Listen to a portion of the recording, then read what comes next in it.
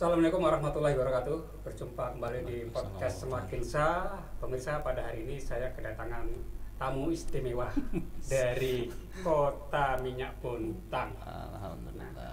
Beliau ini adalah seorang narasumber TIK dari Kemdikbud yang khususnya dalam hal belajar ID, Kapten Belajar ID, juga sahabat rumah belajar, namanya Pak Fajar Sirik. Assalamualaikum Pak Fajar. Waalaikumsalam warahmatullahi wabarakatuh. Ya. Iya, Pak Fajar, tugas resminya di mana? Saya bertugas di SDN 006 Bontang Selatan, Pak. SDN 006 Bontang Selatan. Nah, ini saya ingin cerita pengalaman Pak Fajar dalam hal lika-liku sebagai narasumber Kemdikbud dalam hal teknologi pembelajaran terkait dengan belajar ID. Juga sahabat rumah belajar maupun Microsoft kalau nggak salah ya. Ya, Microsoft Trainer juga mungkin bisa diceritakan Pak Fajar mulai dari mana dulu nih lika-liku menggeluti kegiatan narasumber TIK di Kemdikbud ini. Waduh, perjalanan dimulai dari mana ya? Tahun berapa? 2019 Pak Ya, apa dulu 2019. Sahabat rumah belajar dulu atau duluan yang diikuti? Mana ya? Mungkin di kalau rumah belajar di Juni ya, kalau sedangkan di VCT dulu Pak. VCT ya, virtual coordinator.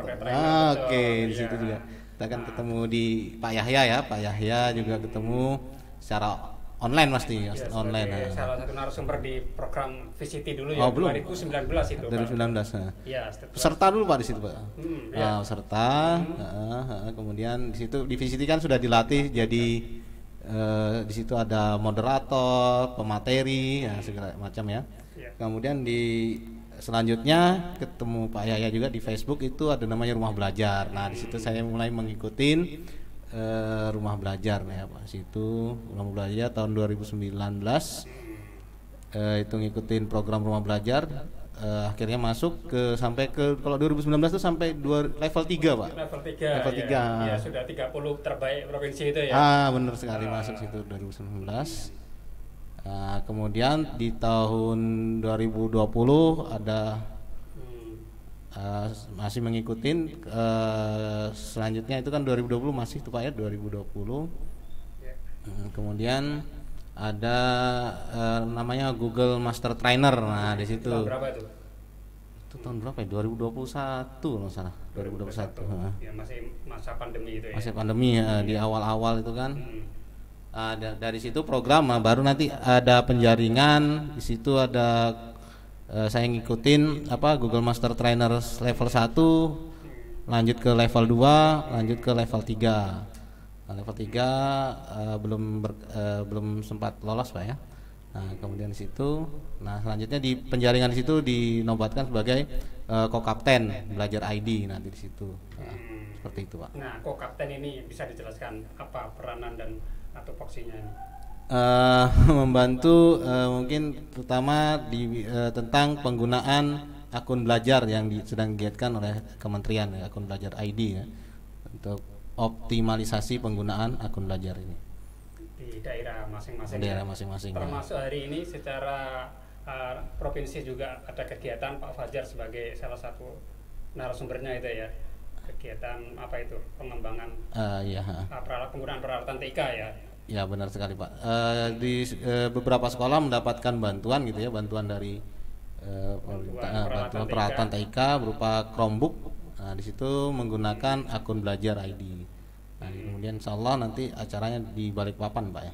Di Balikpapan ya, di salah satu hotel di Balikpapan, dan beliau juga sebagai narasumbernya pada hari ini. Pak Fajar bisa diceritakan sedikit? Mungkin tadi kan sudah disebutkan ada mengikuti Google Master Trainer level 1, 2, dan 3. Bisa dijelaskan di level 1 ngapain, 2 ngapain, kalau tadi 3 masih belum selesai nanti juga. Terutama di Google Master Trainer ini dilatih bagaimana cara istilahnya mengoptimalisasi penggunaan akun belajar ini, karena akun belajar ini berbasis Google Workspace for Education. Jadi dia pemanfaatan apa saja fitur-fitur yang ada di Google Workspace for Education itu. Jadi mulai dari ada Gmail-nya, ada Google Docs-nya, kemudian Google Slide-nya seperti itu Pak, Google Form, penggunaan dalam pembelajaran di kelas secara digital. Itu Seperti level itu. 1. Level 2 apalagi yang dilakukan Pak? Pengembangan selanjutnya mungkin dari pokoknya di situ di upgrade lah Pak. Apa ada sesuatu yang baru, fitur yang baru atau pendalaman dari fitur yang sebelumnya? Pendalaman biasanya pendalaman dari Google Master Trainer yang pertama kan di situ biasanya ada fokus ke pengenalan yang untuk level 1, level 2 di situ juga ada lebih pendalaman lagi ke fitur-fitur yang ada di Google akun Google Belajar itu Pak. Tantangannya lebih menantang level 1 atau pada saat level 2? Level 2 tentunya kan di situ makin lama. Di mana apa yang ditantang di level 2? Kalau di level 1 kan kita menjawab soal pilihan ganda atau multiple choice, atau juga praktek langsung yang direkam oleh Google itu. Yang kedua apakah juga sama soalnya tapi ada lebih mendalam? Sama dia Pak, ujiannya cuman lebih dalam lagi nanti dia di lebih penggunaan di dalam media pembelajaran gitu, praktek pembelajaran, fitur-fitur ya. Education itu ya. Iya. Yang lebih diperdalam, tapi cara mengerjakannya juga sama, artinya kita demo, kemudian gerakan mouse kita lakukan itu direkam oleh pihak Google gitu ya. Iya. Ya, berarti ini sertifikatnya berlaku internasional Pak? Iya, berlaku secara internasional. Ya, karena langsung dari Google Workspace for Education. Yang kebetulan kerjasama dengan mitranya di Indonesia dengan Revo yang didukung oleh Kemdikbud juga seperti itu Pak ya. Iya, seperti itu. Itu tadi terkait dengan pemanfaatan akun belajar ID ya. Jadi Bapak sebagai Kapten untuk wilayah kota Bontang. Nah, kaitannya dengan satu lagi tadi, selain sebagai Kapten belajar ID kan juga sebagai sahabat rumah belajar yang tadi mengikuti hingga level 4 kalau nggak salah tadi. Bisa diceritakan setiap level apa yang dilakukan Pak? Oke, mulai pada awal tahun 2019 itu memang pelevelan sampai level 3. Nah, saat 2020 sudah mulai ada level sampai level 4. Nah, seperti itu. Level 1 itu literasi dia, level literasi ya. Di situ disediakan LMS-nya di kementerian. Kemudian level 2 itu implementasi. Nah, penggunaannya sudah sama. Kemudian ya level 3 itu ada namanya kreasi. Nah, level 4 baru namanya kolaborasi dan berbagi. Nah, jadi dia macam-macam nanti di situ kita dituntut untuk membuat media. Itu di level berapa yang dituntut membuat media? Di level 3 ya Pak, level 3. Media pembelajaran ya. Media pembelajaran. Di level 3, kalau yang di level 2 itu kalau nggak salah kita mengajar di shooting itu ya. Ya shooting ya. Praktek baik di kelas itu ya. Ya, praktek baik nanti di-upload. Nah. Level 4? Level 4 ini sudah berbagi, jadi berbagi, menyampaikan hasil yang telah kita kepada guru-guru yang lain. Itu, baik melalui secara langsung, melalui tetap YouTube, boleh webinar bisa langsung bisa juga seperti itu ya. Ya. Nah, kira-kira Pak Fajar, kalau di yang tadi di kegiatan pembatik yang sebagai sahabat rumah belajar itu bagian yang krusial, yang paling sulit menurut Pak Fajar yang bagian mana? Nah, gimana?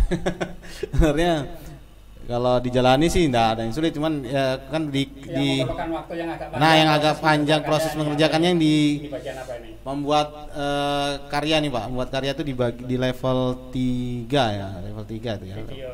Yang dibuat kemarin apa? Kan boleh ya karya, boleh video, boleh game edukasi. Ya, saya video Pak, video pembelajaran yang agak sedikit memerlukan waktu yang agak sedikit gitu ya. Karena juga ya mohon maaf saya juga banyak kegiatan di sekolah gitu kan. Jadi di situ bisa kita buat video pembelajaran, kemudian ada game edukasi atau media pembelajaran secara online. Saya memilih video yang waktunya mungkin agak sedikit karena juga sudah ada bahan-bahannya, jadi kan tinggal meramu saja Pak. Nah, kalau dari awal tuh agak panjang waktunya seperti itu gitu. Artinya secara teknologi tidak terlalu sulit, cuman memang menyita waktu. Menyita waktu ya seperti itu. Itu kalau di kegiatan pembatik. Kalau di kegiatan di Google Master Trainer nih bagian apa nih yang perlu banyak menyita waktu kalau nggak dikatakan sulit seperti itu, apa ya? Ya, pengimbasannya kan kita juga perlu mengimbaskan cara-cara menggunakan optimalisasi penggunaan akun belajar ini kepada guru-guru.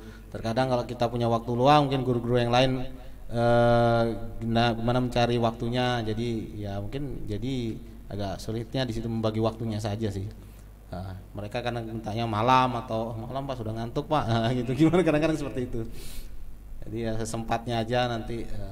Guru-guru yang lain kan perlu juga waktu seperti itu Pak. Pembagian waktunya aja sih sebenarnya. Ya untuk di sekolah Pak Fajar sendiri tadi di SD berapa tadi Pak? SDN 006 Bontang 06 Selatan. Bontang. Nah itu bagaimana penerapan atau penggunaan teknologi yang tadi Pak Fajar selaku agennya ya dalam tanda kutip gitu ya. Apakah itu di kegiatan Kembatik Rumah Belajar, kemudian di Google for Education, dan juga yang terakhir juga tentang platform Merdeka Mengajar. Sejauh mana nih implementasinya di sekolahnya? Untuk agak kurang, memang belum maksimal sih Pak ya, gunakan di sekolah saya sendiri, cuman saya sempat menggunakan pada saat masa pandemi juga, tapi tetap saya juga mengimbaskan pada guru-guru. PMM juga kemarin bareng-bareng saya cara mengerjakannya seperti apa. Seperti itu Pak. Sempat masa pandemi kan kemarin sempat saya menggunakan itu rumah belajar untuk kegiatan pembelajaran. Itu Pak. Nah, apa harapan Pak Fajar kepada rekan-rekan guru yang lain terkait dengan tantangan ke depan kita, bahwa teknologi ini walaupun orang mengatakan tidak bisa menggantikan guru, tetapi peranannya juga akan sangat penting bagi guru untuk pembelajaran. Apa harapan untuk teman-teman semuanya? Bagi rekan-rekan guru yang lain paling tidak kita bisa memaksimalkan penggunaan yang telah diberikan difasilitasi oleh kementerian ya, mulai dari akun belajarnya, PMM-nya secara maksimal, sehingga kita tidak tertinggal dengan negara-negara lain seperti itu kan. Ini memang ada hikmah tersendiri COVID ini kemarin, jadi percepatan ya, begitu percepatan guru-guru ini menggunakan IT ya, seperti itu Pak. Jadi kita maksimalkan, nggak usahlah kita pokoknya berani keluar dari zona nyaman, seperti itu Pak. Baik, terima kasih Pak Fajar. Pemirsa, demikian tadi bincang saya dengan narasumber TIK Kemdikbud yaitu Fajar Siddiq. Beliau selaku ko-kapten Belajar ID Kota Bontang dan juga sebagai sahabat rumah belajar Kemdikbud Kalimantan Timur. Semoga podcast ini bisa bermanfaat bagi kita semua. Selamat pagi, assalamualaikum warahmatullahi wabarakatuh. Waalaikumsalam.